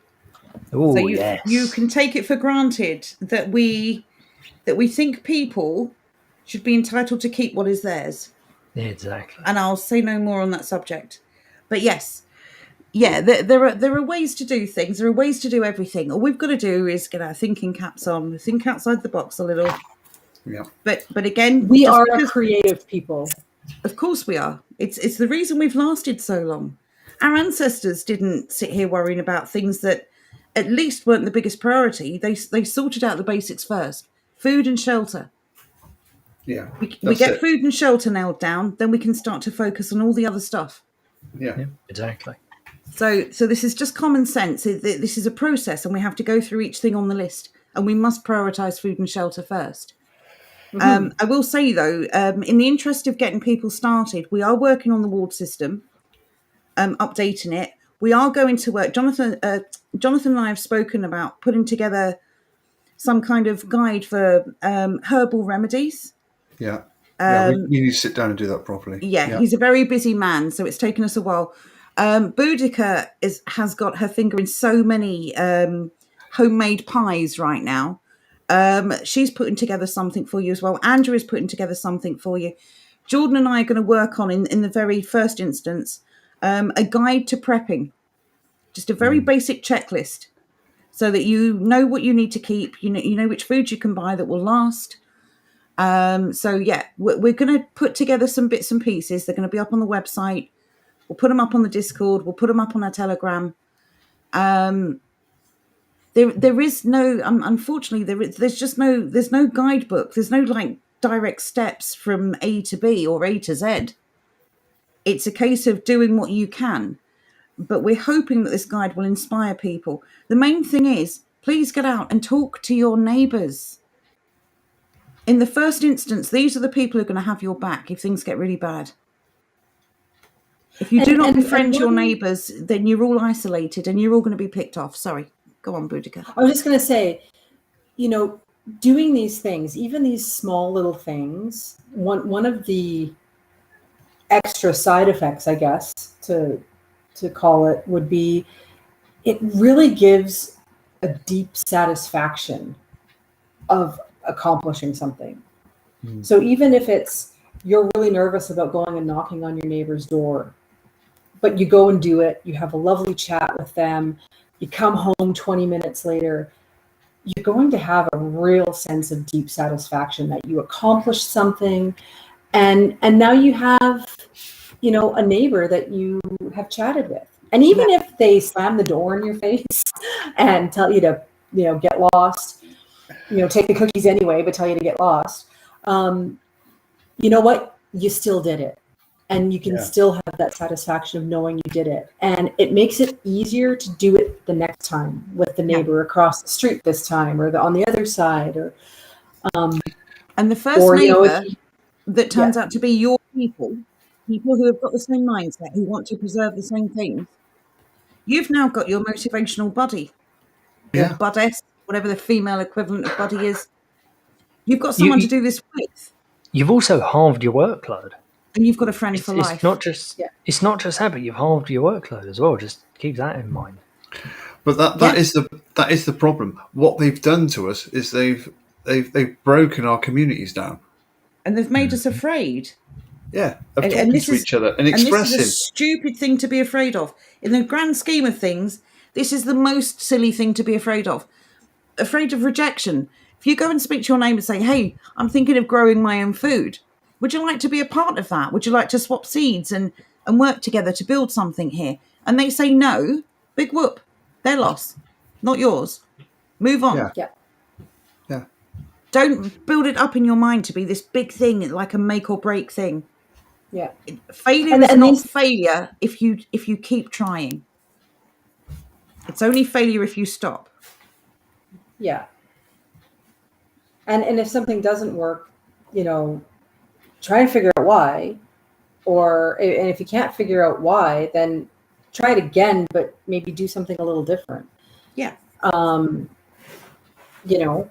So it's so I mean, maybe the first time you go to the neighbor and you take a bottle of wine and it turns out they're a recovering alcoholic. Well, that wasn't a good idea. Good idea, yeah. But the next time you go, okay, well, I won't take the bottle of wine. I'll take a plate of cookies because, that's kind of, for everybody. Or if you win the sweepstake, here you go. Win the sweepstake, take them a bag of lemons and say, do you want to make some lemonade? Here you go. I had a good one this week. Right. Okay. And I must get off soon. We're wrapping up. I have to go soon too. Yeah. Right. So I gave somebody quite a large bag of broad beans. And do you know what I got back in its place? I got a bottle of gooseberry gin. Ooh. What a lovely trade. What a lovely That's trade. a great trade. But you're like, yeah, see you next week. Yeah. Go back with more. Oh, that's Yeah. a good idea. My stepdad's not mean. Bring 2 or 3 things and ask them to pick one. That could That's work. a good idea. Yeah. Um, do you fancy this or this and that? Yeah. yeah. Or just say, I'm thinking of doing something for the community. Would you like to work with me? What do you think would be appropriate? It's a really good idea as well if you've just moved into a community to speak to someone you know has been there a long while. They'll know everyone. They'll know everyone's foibles. They'll know everyone's taste and everyone's routine, and they'll know what people like and what they don't like. So, it's just about being clever. It's about working smart instead of hard. We can get there, but it does need all of us to do this. These communities are not going to build themselves. No, you've got to be And proactive. I still think there are people waiting for someone to come along and do it. No one's going to come along and do it. Not one of us has the money to build these communities. The only way we're ever going to gain any ground now is to work as a collective. And I hate that word, but you know what I mean. We've got to work together. We've got to work together. We've got to do these things. Yeah, no excuses. Doesn't matter how you contribute. Yeah. You need to contribute. If you want a community, do not wait for someone else to never build it. Build it yourself. Mm. Yeah. What was that? That's why I found land that I want to buy when I win the lottery. I think we're all in the same boat. If I won millions of pounds, I'd buy some big farmland and put a few buildings on it, put some caravans on it to begin with, and just start bringing people over. And if you want to eat, you work the land. There you go. There's your deal. Yeah. It's good, honest day's work. You get accommodation. You get free food. It's how the communities start. We need to start somewhere. It doesn't matter where we start. It matters where we finish. Sweat money. Yeah. Why not? I'd buy England back, says Simple Jack. Well, yeah. Well, we all know who owns England, and they're not going to give it back anytime soon. Slowly we'll get there. We have to chip away at the system. Chipping away at the system is the key to this. Building your community is chipping away at the system. Building your community is something they do not want us to do. They don't want us talking to each other. They don't want us sharing ideas and plans. They don't want us dreaming of a better future because they think they've got it all sewn up and we're just useless sheep that are going to do everything they want. Let's show them that we're better. One little action at a time. Off the radar, quietly, just crack on with your life. Do things that make you happy, that give you a sense of purpose and pride. That's how you win. As they see us, useless eaters. Yeah, exactly. Well, I've got another word, but I'm not going to say it on the stream. Right, anyway, can we say a big thank you to Jonathan and Boudica for joining us this evening? Yay! So very grateful for your time. Boudica, I'm so sorry about your internet issues. Hopefully, next time be sorted. Oh, and look, we've lost her again. That timing, though. Thank you as always, Jordan, for being my fabulous co-host. Thank you, everyone, for turning up. It's always a pleasure to talk to you. Really great comments tonight. Keep those coming, please. We will set up the fake sweepstake. So yes, that should be a bit of fun, and we'll see what happens. Thank you all. Be safe. Have a great weekend, and we'll see you next week. Take care. Take care. Bye.